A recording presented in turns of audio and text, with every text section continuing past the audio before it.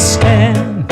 Even if you don't feel it, even if you can't see it, you have got to stand.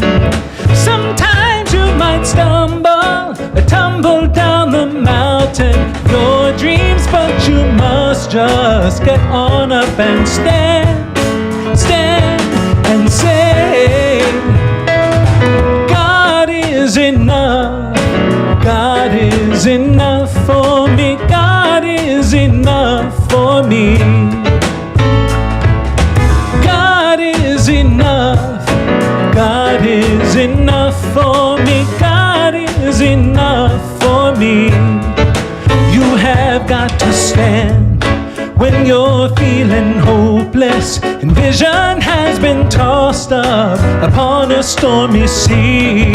Move into the Spirit, let the song sing through you. Joy is there in your soul. Get on up and stand, stand and say, God is enough, God is enough for me, God is enough for me.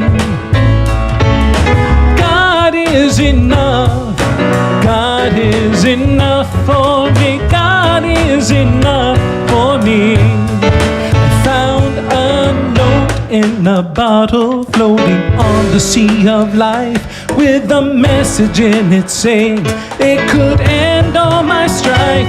If you're looking for heaven and want to be homeward bound, look within you, that's where the kingdom of God can be found. God is enough, God is enough for me, God is enough for me. God is enough, God is enough for me, God is enough for me. God is enough, God is enough for me, God is enough for me.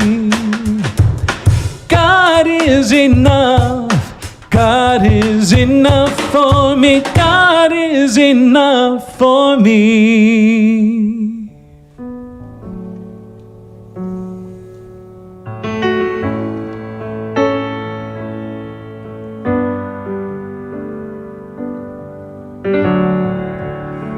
Into your hands I commit my spirit. Into your hands I commit my soul. Into your hands I surrender. Into your hands, oh Lord. I don't know what the divine plan is. I can't make sense of what I can't see, but I know that it's in order beyond my wildest dreams. Into your hands I commit my spirit. Into your hands I commit my soul. Into your hands I surrender. Into your hands, oh Lord. Serenity is not the absence of life going on around me. It's the stillness, I find it any moment, and the truth that sets me free. Into your hands I commit my spirit. Into your hands I commit my soul. Into your hands I surrender. Into your hands, oh Lord. Into your hands, oh Lord. Into your hands,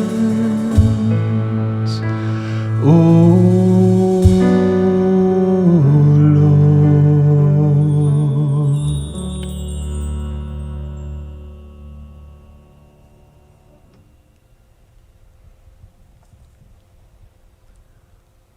Holy morn,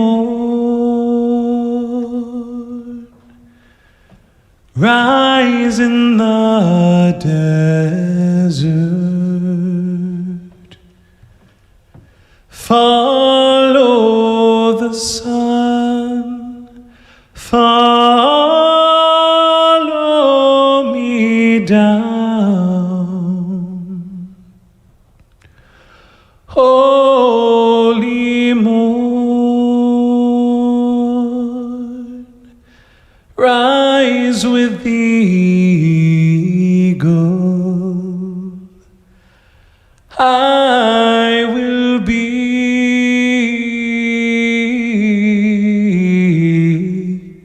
free.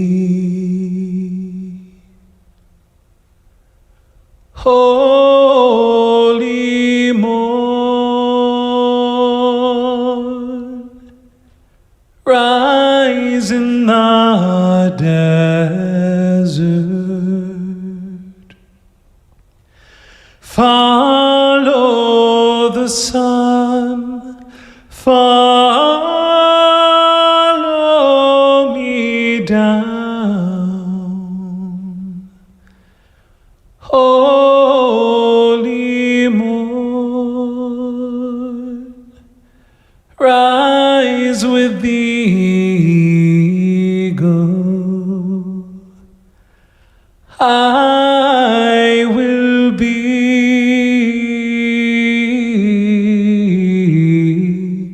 free. I will be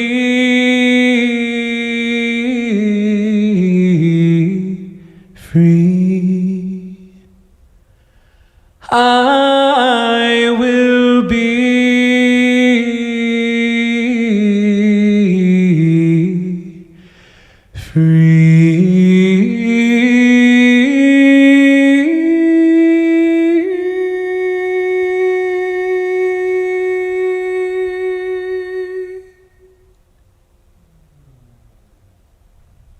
Already done so, close the outer eyes with me and take a breath. Let's begin by taking a breath. And another, allowing that breath to slow us, to soften us, to prepare the very physicality of us, if you will. Breathing. The breath, God's affirmation of us, the breath.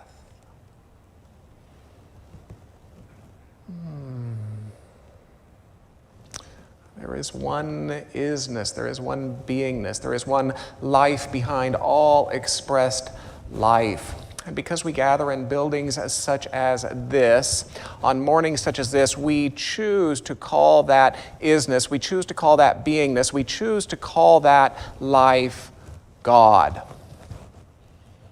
And this single self-existence has no opposition.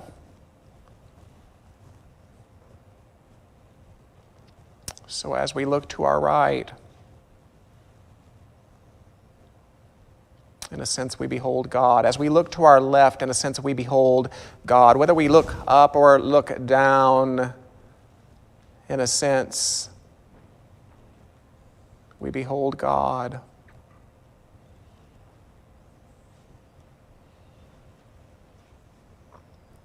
Because there is this single isness, because there is this single beingness, because there is this single life behind all expressed life, we realize that we must be of it. We cannot stand outside of it. God so loved you that God expresses as you. God emanates as you. God individuates as you. And so we begin our day today by remembering, by entertaining, with willing hearts to embrace the bold possibility that whatever the nature of God might be, so too must our nature be. And so were there an experience of confusion, we open ourselves to the possibility that there is a wisdom at the very heart of us that is ample. Were we to experience what might appear to be an ending, we open ourselves to a heightened awareness of that life at the very core of us that knows neither beginning nor ending. Were there an experience of lack, we open ourselves to the deep knowingness that we were born into sufficiency, that we are in fact emanations of that which knows how to care for its creation. Always where there would be a disharmony, a disconnection, we open ourselves to a recognition, if you will, of a harmony. It always seeks to return us to balance.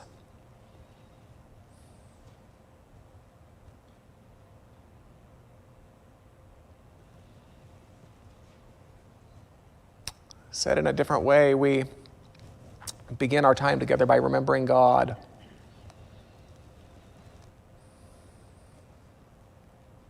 Not a projected, distant God of human frailty, but an immanent inner presence of all that is necessary for us as souls to unfold in grace, with purpose,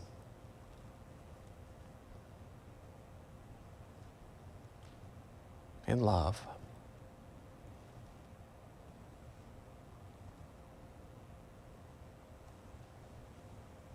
And so it is.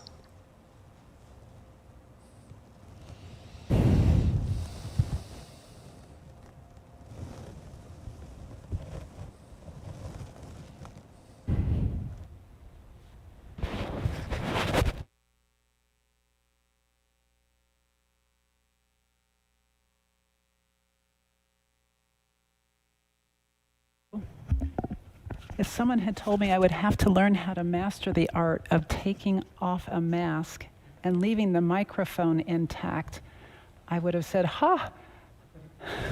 But here I am, indeed, learning how to master this new skill. Good morning. My name is Reverend Nina Clark, and it is my great honor and delight to welcome you to Unity in Lynnwood this morning.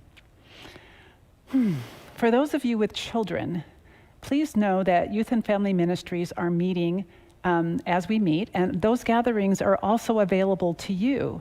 If you would like credentials for next week's meeting, you can contact that program's leader, her director. Her name is Stacy Bailey, and that information should be on your screen there. Please avail yourself to the vehicles of support that we've created here for you at Unity in Lynnwood. You can visit our website at unityinnlynnwood.org, where you can meet your leaders, read recent blogs, enlist prayer support, and even download really nice brochures. You can engage with UIL on the social media platform of your choice. And we encourage you to download the Breeze app because the Breeze app, not apt, the Breeze app, because that enables text reminders and notifications and so much more, ways for us to let you know what's happening here. And as always, if you'd like to stay in touch through periodic email messages, and we will never share your information, please go ahead and enroll at the bottom of our webpage, unityinnlynnwood.org. Clicking is also a good way to update your information as well. And if you would like assistance with any of that, please go ahead and write or ring, and one of us will be delighted to help you. Practical spirituality, welcoming community. Those are 4 words that pack a big punch, have a lot of meaning, have a lot of depth. In fact, they have bullet points that support them, that expound on those words a little bit. And today we'd like to share the 3rd of those with you. We teach the unity of all life, transcendent of culture, era, or religion, or lack thereof.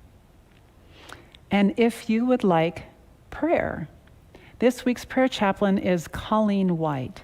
Go ahead and shoot us an email at prayer@unityinnlynnwood.org, and she would be happy to connect with you and pray with you. Please be sure to include your phone number. And if you are new or newerish to Unity in Lynnwood, please go ahead and if you would like a daily word, please go ahead and shoot us your snail mail address, either by leaving a voice message or by email. We would be happy to send one of those to you. The Daily Word is a small booklet that has daily inspirations to support you through the month.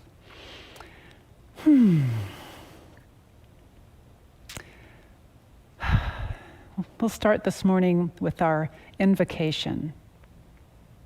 Though imaged and named variously, there is a singular and eternal ground of being from which all life emanates and to which all life retreats. We choose to call this ground of being God. By extension, we suggest that you are spiritual in nature, human in expression, and limitless in potential. And we gather today to remember such truths, to celebrate our unity, and to honor all life.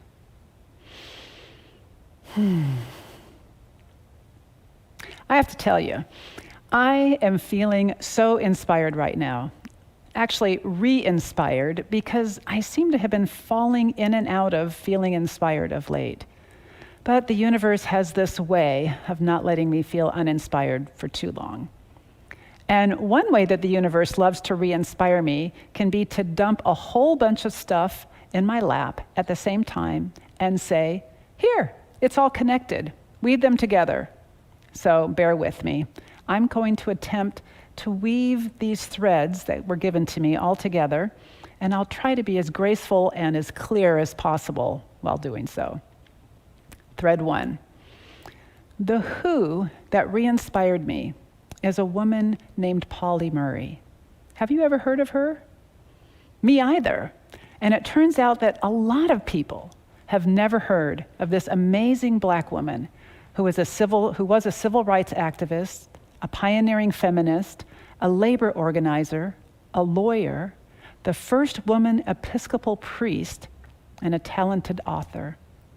Regardless of her job description, Polly was a teacher and a catalyst. She was someone who wanted to educate people, to lead them out of ignorance.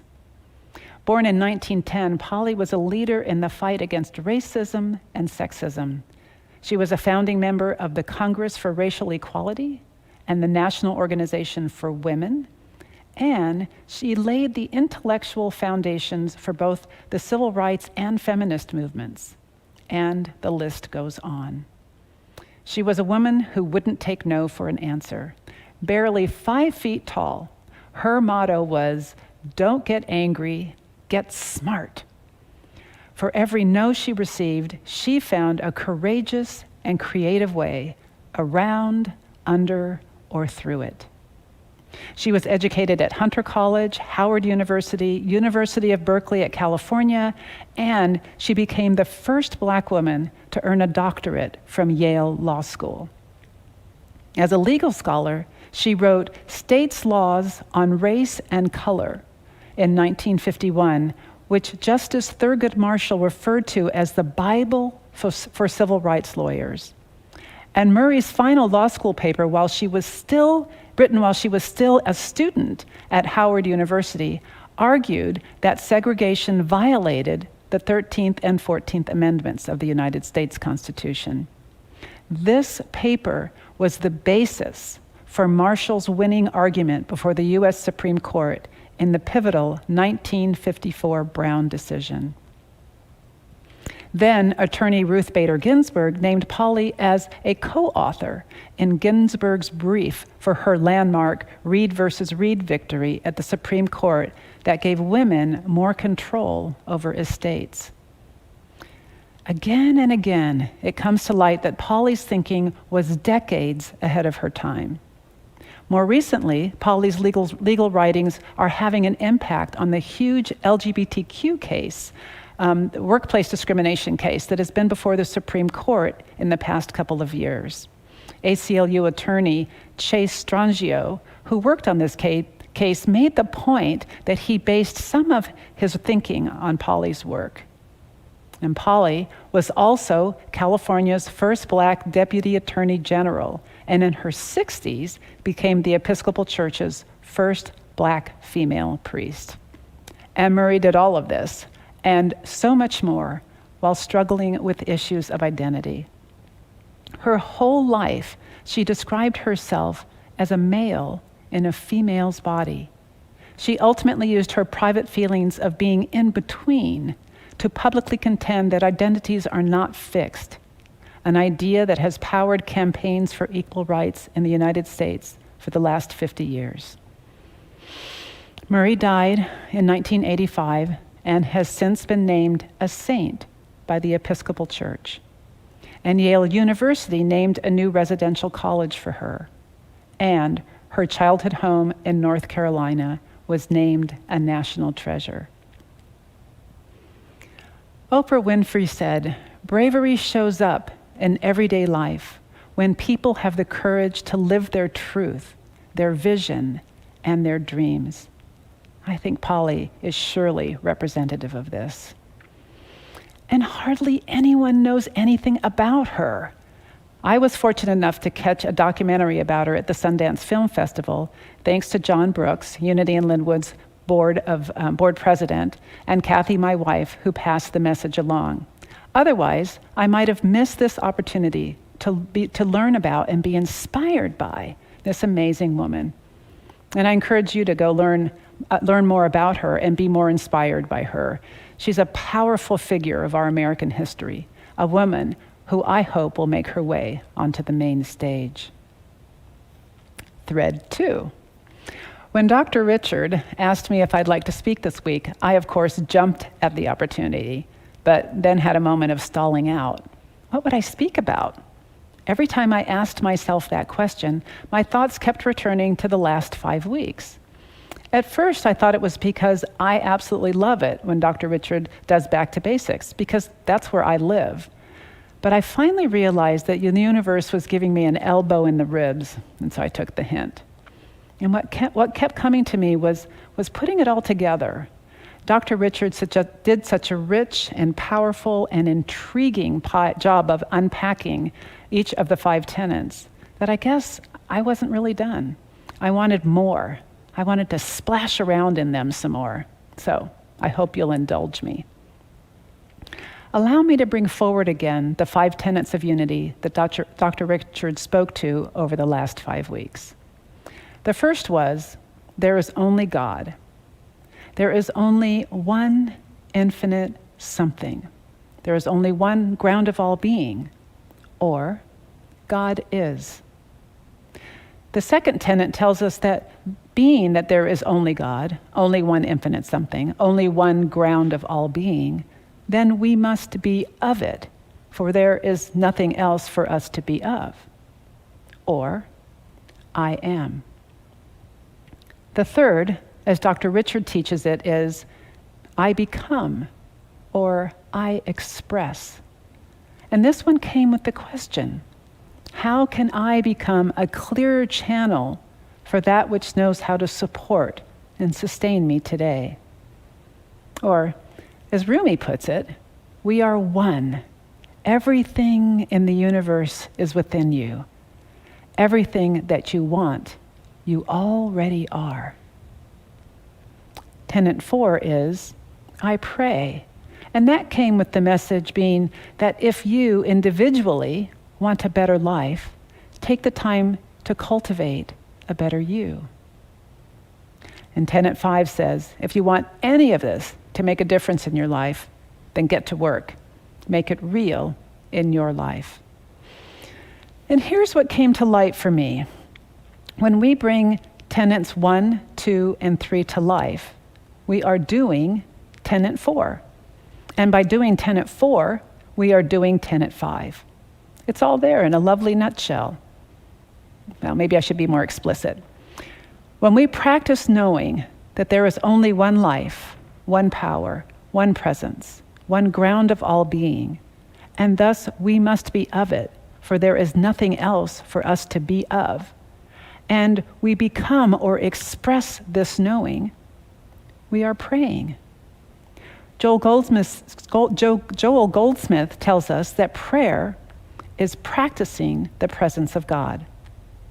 Said another way, when we take the time to really get cozy with the first 2 tenets, really wrestle them to the ground so that we no longer have a doubt, so that we no longer question if they are true, and then begin to express that truth of our being to the best of our ability, the practice of doing so is prayer. Unity co-founder Myrtle Fillmore wrote, "You need to think of God, the all-powerful healer, as being already within you, in every part of your mind, heart, and body. We are to concentrate our attention upon the truth of God and the truth of our own being. As we pray, the word of life is going into us, breaking up old fixed beliefs and reorganizing our lives." If you're familiar with Unity's 5-step prayer or affirmative prayers and other New Thought traditions, you might have noticed some similarities between them and Unity's 5 tenets. Different words perhaps, but each says in essence that there is only one, and we are of it, and because there is only one, there is nothing else for us to be made out of, and therefore, all that is true of it is true of us. God is, I am. Therefore, all that is true of God is true of me, of you, of us. This is the foundational thread that links the various forms that affirmative prayer takes throughout New Thought. And when I read about the prayer work of our New Thought pioneers, and I can't tell you which ones or which book anymore because I was reading so many of them at one time that it was just a blur, these core tenets are where they rested. They knew that once truth was written deeply in their subconscious, the rest would unfold naturally with an, of course, how else could it be?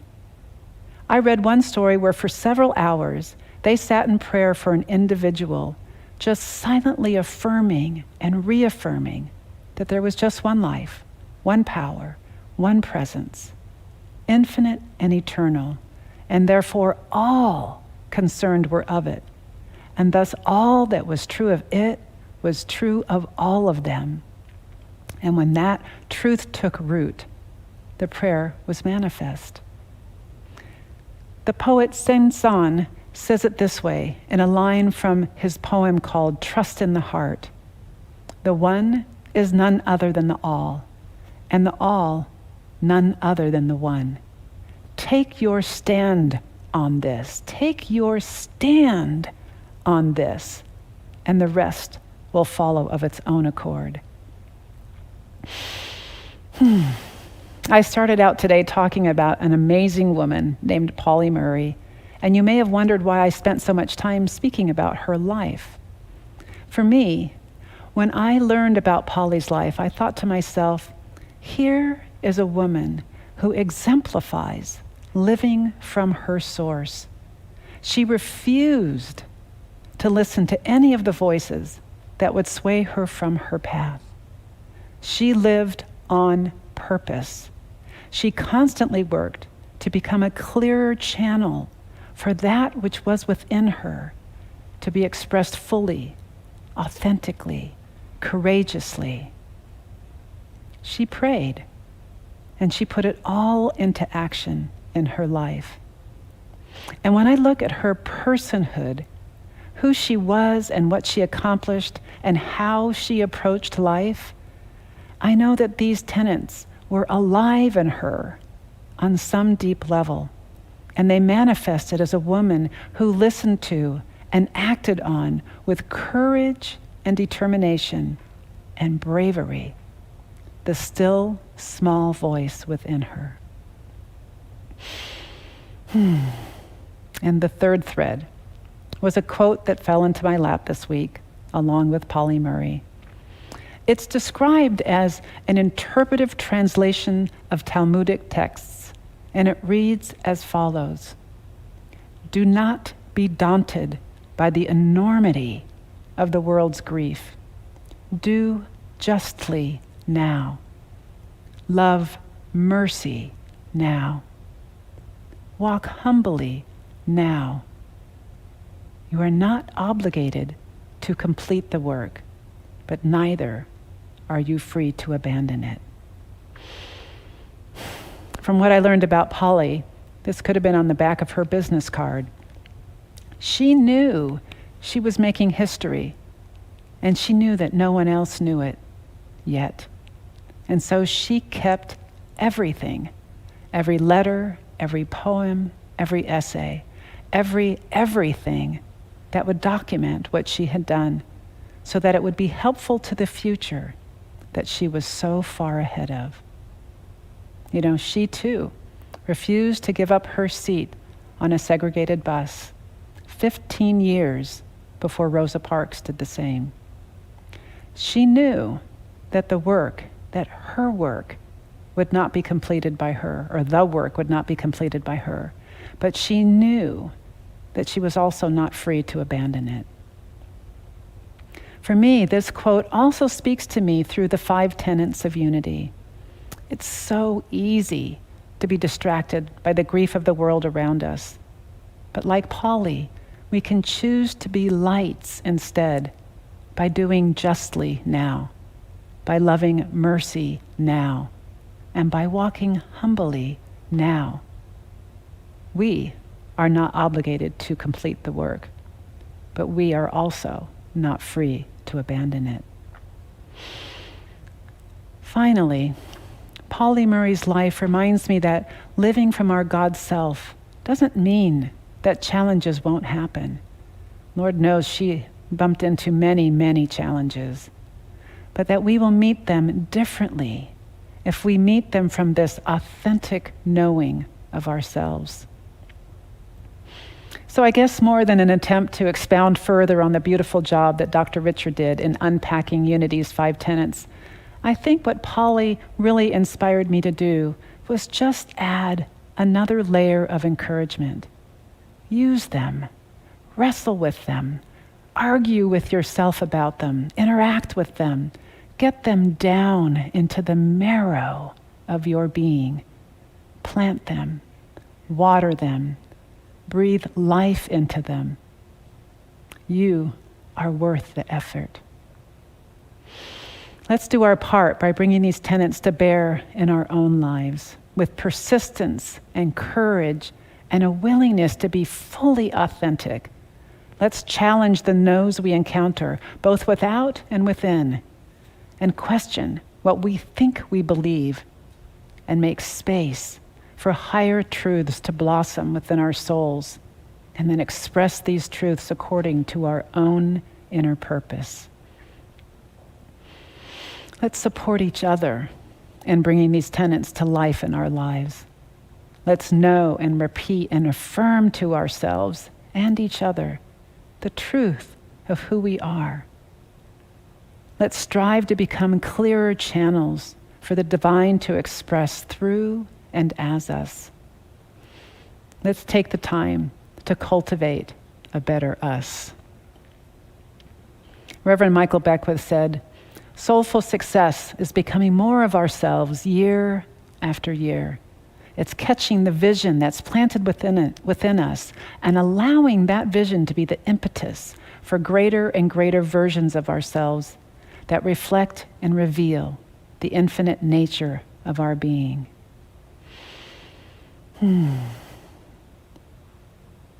Shall we move into meditation? Please go ahead and settle into your chairs and allow your eyes to gently close. And if you would, place your attention on your breath and allow yourselves to settle into this now moment.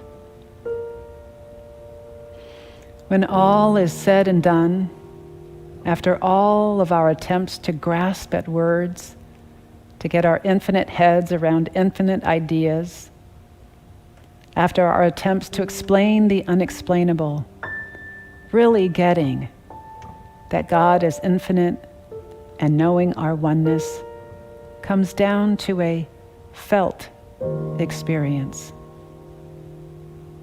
And this meditation is from the book, The 5 Principles. I enter into the stillness to align myself with the one mind, the one presence that permeates all of creation.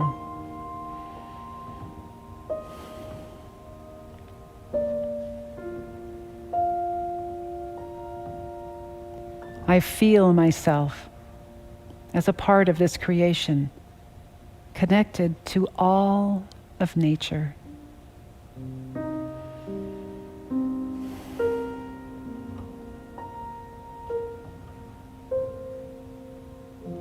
I am the light and the darkness. I am the oceans and the land.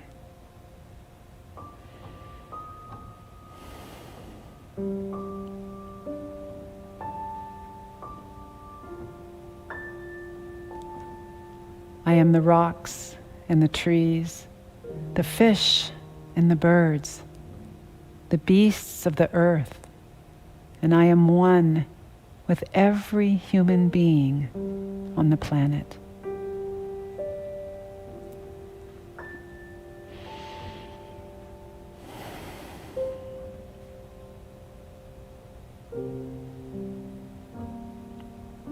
In this oneness, I sense the order of all things.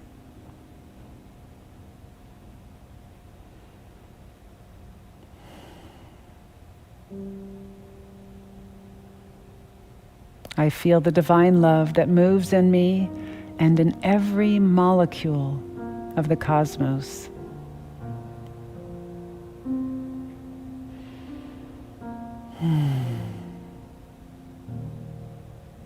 I know the divine intelligence that is the foundation of all that is or ever will be.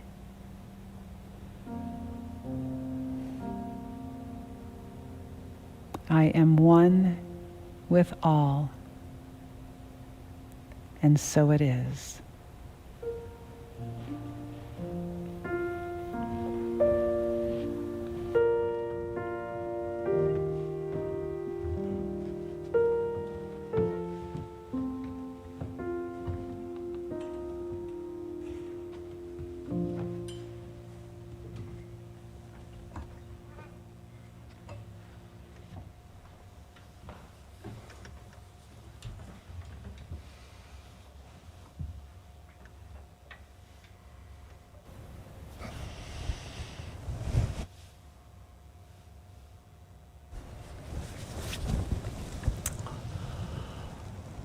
On behalf of your Board of Trustees, thank you for your support of consciousness, your support of hand, your support of heart, and of course, your support of finance. We, like you, write checks and pay bills, but I would seek and encourage that we elevate the act of giving to something of spiritual practice. That's why we give it a dedicated time in our Sunday morning gathering. I would ask, what does this ritual represent for you? For some, it's an affirmation of plenty.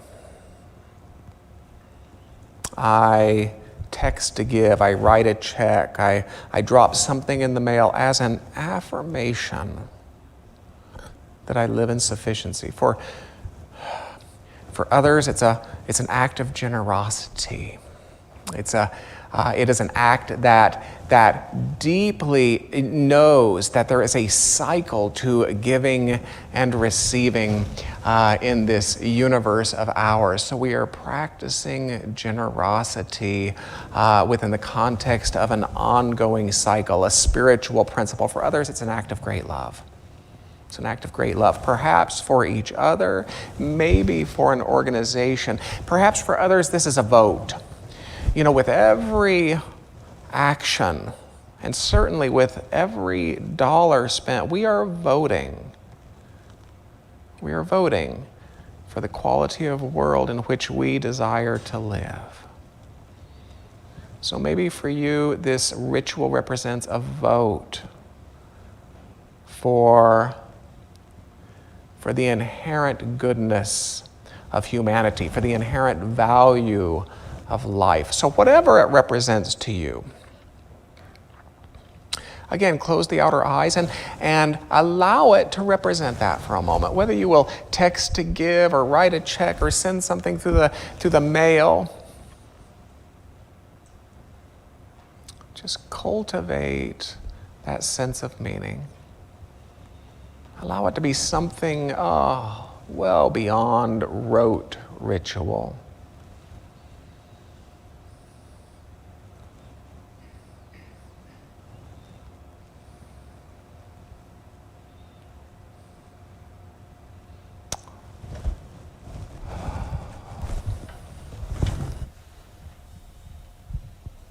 Thank you, Reverend Nina, for that beautiful lesson. It was amazing. Blessed always, blessed always, for the arms of God surround us. Let our joy be so triumphant that we rest in God and say Amen.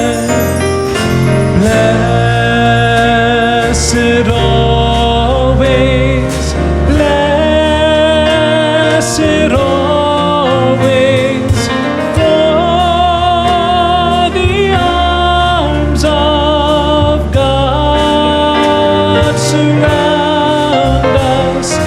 Let our joy be so triumphant that we rest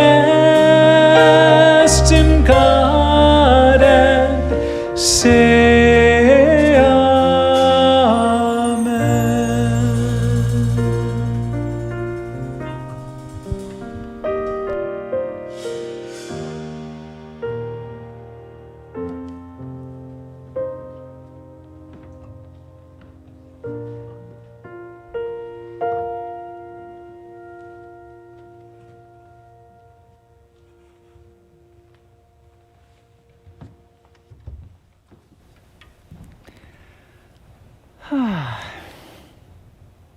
Hi again.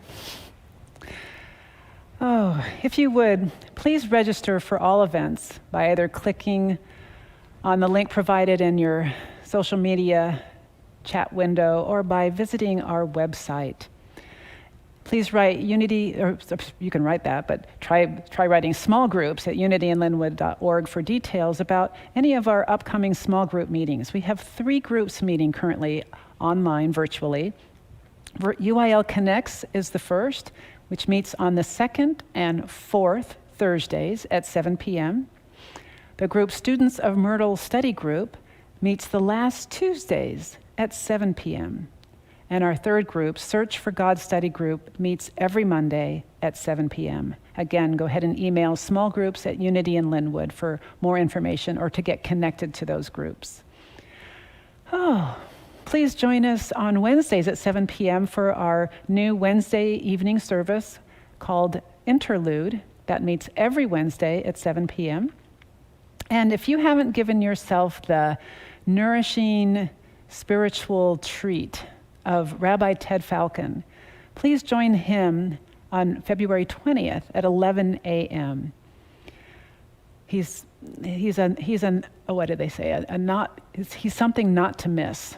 So please check him out. And just want to mention that we have a couple of upcoming speakers that will be the end of February and early March, the Reverend Howard Caesar and Dr. Joan Borisenko. We look forward to seeing you there. And now if you would join me for a closing prayer.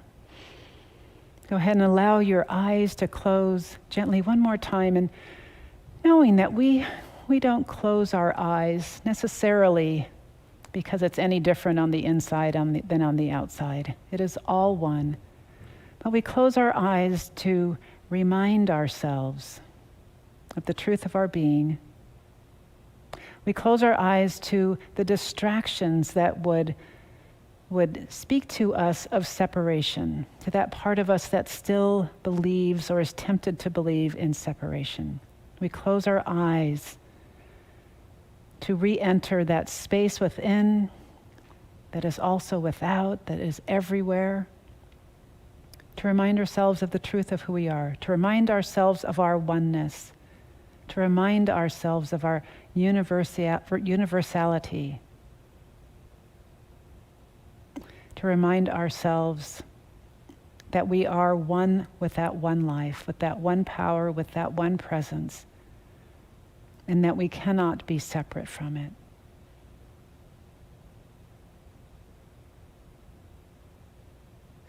And at the end of the service, we close our eyes with a sense of gratitude for this time that we have been able to share together as community, for the inspiration from the music, from the words, from any shifts of consciousness that happened within us.